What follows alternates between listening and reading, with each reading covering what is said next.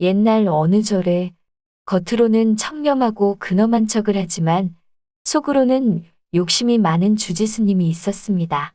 그는 시주를 통해 들어오는 것들 중에 맛있는 음식이나 귀한 물건들은 몰래 빼돌려서 욕심을 채우곤 하였습니다.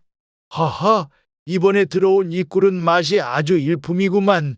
방에다 숨겨두고 혼자만 먹어야겠다. 그렇게 귀한 꿀을 방 안에 숨겨두고 불경을 들이는 틈틈이 방으로 들어가 꿀을 퍼먹고는 아무 일 없었다는 듯이 다시 본당으로 오곤 하였습니다. 정말 맛있구나. 혼자 먹으니 더 맛있어. 그러던 어느 날 절에서 수행을 하는 스님 중에 머리가 총명하고 눈치가 빠른 젊은 수행승이 절 마당을 쓸고 있다가 주지 스님이 본당과 방을 자꾸 왔다 갔다 하는 것을 보게 되었습니다. 주지 스님이 왜 자꾸 방을 들락날락 거리시지? 이상하네. 수행승은 주지 스님이 다시 방으로 들어갈 때를 기다렸다가 몰래 뒤따라가서 무엇을 하는지 엿보았습니다. 그러고는 주지 스님이 서랍에서 작은 단지를 꺼내서 수저로 몇 번 퍼먹더니 손가락까지 쪽쪽 빨아먹는 모습을 보게 되었습니다. 오라. 주지 스님이 서랍 안에 맛있는 것을 숨겨놓고 혼자 먹느라 그렇게 방을 들락날락 하셨구나. 수행승은 그게 뭔지 궁금하였고 다시 마당을 쓸기 시작하였습니다. 방에서 꿀을 퍼먹고 아무 일 없다는 듯 다시 나오는 주지 스님을 보며 수행승은 넌지시 물어보았습니다. 주지 스님, 뭐 드셨습니까? 입가에 뭐가 묻었습니다. 주지 스님은 화들짝 놀라서 소매로 입을 닦으며 말하였습니다.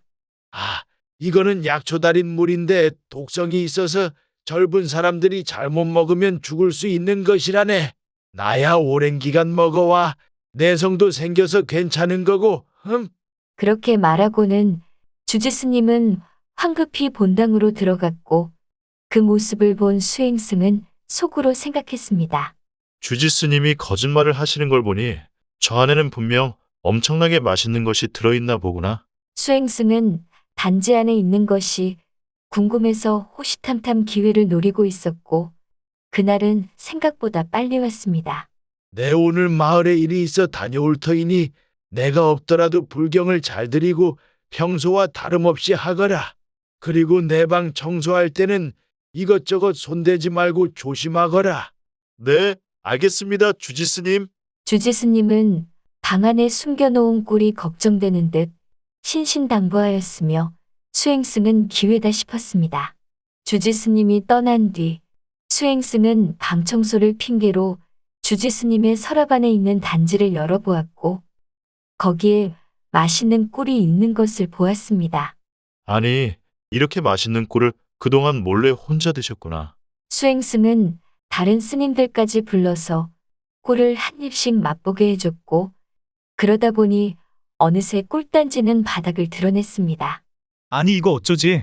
조금씩 맛만 본다는 게 꿀을 다 먹어버렸네. 주지 스님이 아시면 엄청 화를 내실 텐데.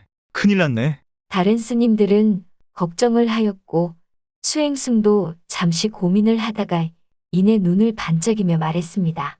제가 알아서 할 테니 스님들은 아무것도 모르는 척 평소와 같이 행동해 주세요. 그래 알겠네. 수행승은 자신 있게 말했고 다른 스님들은 그가 시키는 대로 하기로 하였습니다. 저녁 때가 되어서야 주지 스님은 볼일을 마치고 절로 돌아왔고 꿀을 먹고 싶은 마음에 얼른 방으로 들어가 꿀단지를 열어보았습니다. 그런데 꿀단지는 비어 있었고 그걸 본 주지 스님은 흥분해서 소리를 쳤습니다. 누가 내 방에 와서 내 물건을 탐하였느냐? 그 소리에 주지 스님 방 앞에 모인 스님들은 수행승이 당부한 대로 아무것도 모르는 척하였고 마당 뒤편에서는 수행승이 엉엉 우는 소리가 들렸습니다.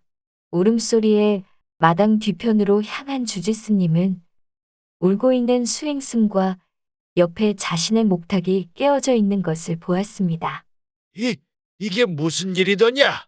없어진 꿀 때문에 화가 난 상태인데 평소 자신이 가장 아끼는 목탁까지 깨져 있으니 주지스님은 머리 끝까지 화가 났습니다.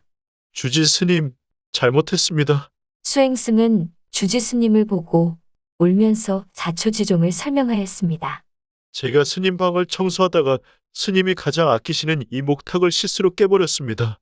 그래서 어찌할 바를 몰라 하다가 주지 스님께서 말씀하신 독성이 있는 약초물이 떠올라서 그걸 먹고 차라리 죽음으로써 속죄하자 하여 단지 안에 있는 약물을 전부 먹었는데도 죽지 않아 이렇게 울고 있었던 겁니다.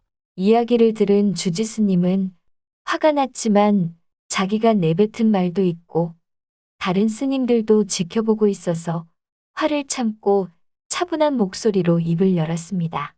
실수는 누구나 할 수 있다. 그런 일로 소중한 목숨을 함부로 버리려고 하는 게 더 큰 죄이느니라.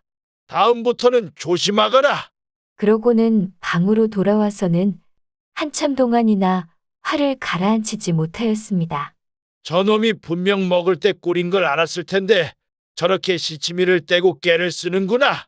어디 다음에 틈만 보여봐라. 아주 혼쭐을 내줄 테다. 그렇게 주지스님은 수행승을 벼르고 있었고 수행승의 꽤 무사히 넘어간 다른 스님들은 수행승에게 고마워했습니다. 그렇게 며칠이 지나서 주지스님과 수행승이 마을에서 시주를 받고 절로 돌아오는 길이었고 그러던 중에 다리가 없는 냇가에 당도했습니다. 이런, 아까 낮에 내린 비로 물이 불었구나. 아침에 절을 나설 때는 비가 내리지 않았으나 낮에 장대 같은 소나기가 한두 시간 정도 퍼붓는 바람에 징검다리가 물에 잠겨버렸던 것이었습니다. 그런데 가만히 보니 저만치에서 웬 처녀 하나가 발을 동동 구르고 있었습니다. 주지스님과 수행승이 다가가서 까닭을 물어보았습니다. 왜 그러시오? 냇가를 건너야 하는데 물살이 너무 세서 못 건너고 있습니다. 상황을 파악한 주지스님은 근엄한 척하며 다시 몸을 돌렸고 수행승은 처녀에게 등을 보이며 어필하는 신용을 하였습니다. 처녀는 잠시 머뭇거리다가 수행승의 등에 엎인 채 냇가를 건넜고 연신 감사 인사를 전했습니다. 스님 감사합니다. 덕분에 젖지 않고 냇가를 건넜습니다. 감사합니다. 그 사이 주지스님도 혼자 냇가를 건너와 두 스님이 다시 길을 걷기 시작하였고 주지스님은 속으로 생각했습니다.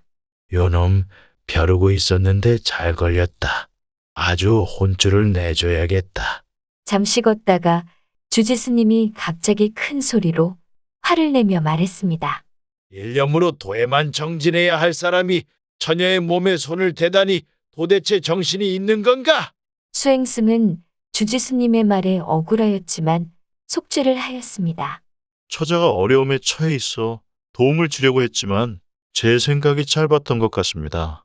앞으로 주의하겠습니다. 그러자 주지스님은 이때다 싶어 더욱 화를 내며 비난하였고 수행승은 별대꾸 없이 묵묵히 듣기만 하였습니다. 1시간쯤 지나자 두 스님은 절 입구로 들어서게 되었고 그때까지도 주지스님은 수행승을 심하게 비난하고 있었습니다. 이놈, 내가 저번에 당한 수모를 이번 일로 아주 두고두고 혼내줘야겠다. 주지스님은 꼬투리를 잡았다 싶어 신이 났고 그때 일에 안갚음식으로 계속 비난을 하였습니다. 그러다가 절 앞에 거의 다다랐을 무렵 아무 말 없이 비난을 듣기만 했던 수행승이 입을 열었습니다. 주지스님은 힘들지도 않으십니까? 저는 그 처녀를 이미 1시간 전에 잠시 업었다 내려놓았을 뿐인데 주지스님은 아직까지도 업고 계시니 말입니다. 이제 그만 처녀를 내려놓으시지요. 본당 안까지 업고 들어가실 생각이십니까? 수행승을 혼쭐 내주려던 주지스님은 부끄러움에 얼굴이 빨갛게 달아올랐고 아무 말 없이 본당으로 들어가 버렸습니다. quack quack